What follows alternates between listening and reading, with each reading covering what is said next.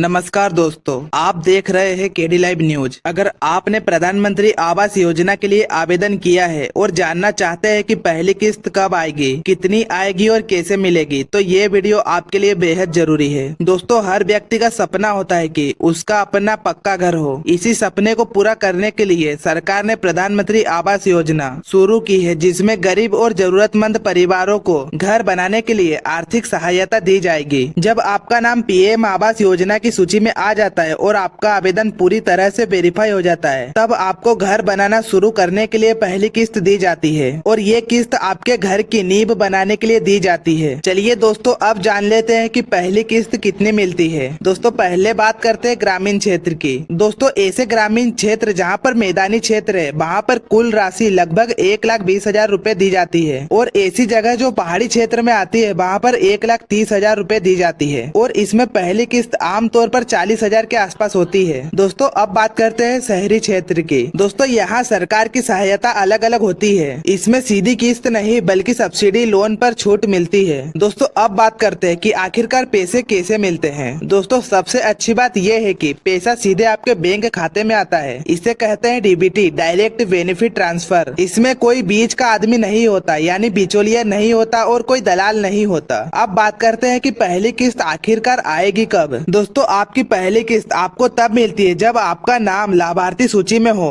दस्तावेज वेरीफाई हो जाए और जमीन का सत्यापन हो जाए। इसके बाद अधिकारी द्वारा जांच के बाद पैसा ट्रांसफर किया जाएगा। अब बात करते हैं कि पहली किस्त मिलने के बाद आखिरकार क्या करें। दोस्तों, जैसे ही आपको पहली किस्त मिलती है, आपको घर का तुरंत काम शुरू कर देना चाहिए। सबसे पहले घर की नींव डाले, काम की फोटो और जियो टैगिंग होती है। ध्यान रखें, अगर काम सही नहीं हुआ तो अगली किस्त रुक सकती है। अब बात करते हैं कि इसके लिए एलिजिबिलिटी, पात्रता क्या होती है। दोस्तों, आपके पास पक्का घर नहीं होना चाहिए। जी हाँ दोस्तों, अगर आपको पीएम आवास योजना का लाभ लेना है तो आपका पहले से कोई पक्का घर नहीं होना चाहिए। और दूसरी बात, आप गरीब या आर्थिक रूप से कमजोर वर्ग में आते हो और आपका नाम SECC डेटा या पंचायत सूची में होना चाहिए। दोस्तों, अब बात करते हैं कि इस योजना का लाभ लेने के लिए आपके जरूरी दस्तावेज क्या होते हैं। दोस्तों, इसके लिए आपको पहला Aadhaar card, bank passbook, mobile number, आय प्रमाण पत्र और जमीन का कागज जैसे जरूरी दस्तावेज लगते हैं। दोस्तों, अब बात करते हैं कि पीएम आवास योजना का लाभ लेने के लिए कौन सी सावधानियां बरतनी पड़ती है। दोस्तों, जैसे ही आपको पैसे मिलते हैं तो किसी को भी पैसे मत दे। कोई भी एजेंट या दलाल पर भरोसा न करे। योजना पूरी तरह फ्री और पारदर्शी है। अगर कोई पैसा मांगता है तो तुरंत शिकायत करनी चाहिए। दोस्तों, यह योजना सिर्फ घर बनाने की नहीं है, यह आपके सम्मान, सुरक्षा और भविष्य की योजना है। पहली किस्त आपके सपनों की शुरुआत है। इसे सही तरीके से इस्तेमाल करें। और दोस्तों, अगर आपको ये जानकारी उपयोगी लगी हो तो वीडियो को लाइक करें, चैनल को सब्सक्राइब करें और बेल आइकन को दबाएं ताकि ऐसी जरूरी जानकारी आपको मिलती रहे। धन्यवाद। जय हिंद।